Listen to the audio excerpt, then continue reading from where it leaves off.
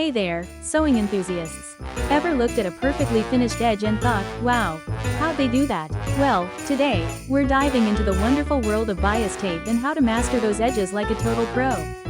Trust me, it's easier than you think, and with a few simple steps, you'll be creating professional-looking finishes in no time. First things first, what even is bias tape? Think of it as the secret weapon of sewing. It's fabric cut on the bias, meaning diagonally, giving it amazing stretch and flexibility.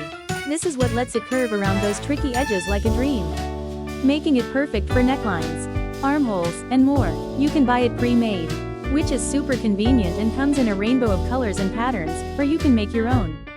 Making your own gives you ultimate control over color, fabric, and width. We'll stick to pre-made for today, though gotta love a shortcut, right? Let's talk about the different types.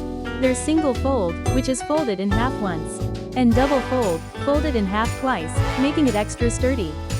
Double fold is usually best for finishing edges because it encases the raw edge completely, providing a clean and professional look that's built to last. Now, let's get to the fun part, applying it. First, prepare your edge. Trim any frayed bits or unevenness with a sharp pair of scissors. This ensures a smooth and tidy finish. Place the bias tape on your fabric edge, with the raw edges aligned. Open the bias tape and align the raw edge of the tape with the raw edge of your fabric, right sides together. Pin it in place, or use clips, whatever works best for you. Keep those pins or clips close together, especially on curves, to avoid any shifting or puckering. Sewing is next. Sew along the fold line closest to the edge of the bias tape. This secures it to your fabric. Use a straight stitch and make sure you're catching both the bias tape and the fabric in your seam. Now, flip the bias tape over to the other side of your fabric, encasing the raw edge. You can use your fingers or a point turner to shape the tape around curves, ensuring a smooth and even finish. Pin or clip it in place again, taking care to keep the bias tape smooth and wrinkle-free. Time for the final stitch. From the right side of the fabric, sew close to the inner edge of the bias tape. This will catch the bias tape on the back and create a neat, finished edge. You can use a top stitch for a more decorative look, or a blind stitch for an invisible finish. For curves, go slow.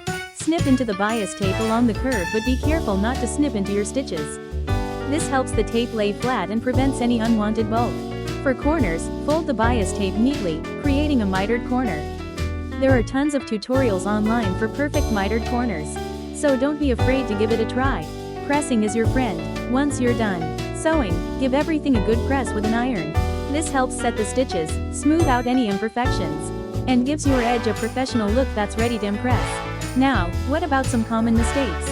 Not cutting your bias tape correctly. Always cut on the bias for that stretch. Trying to rush the process.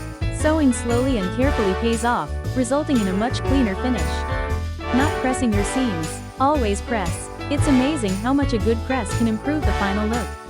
And finally, practicing. The more you use bias tape, the better you'll get. Practice makes perfect, right? Don't be afraid to experiment with different fabrics and colors, and you'll be amazed at how quickly you improve. So, grab some fabric, some bias tape, your favorite sewing machine, and get sewing. You'll be amazed at how easy it is to achieve professional-looking finishes. Have fun, and happy sewing!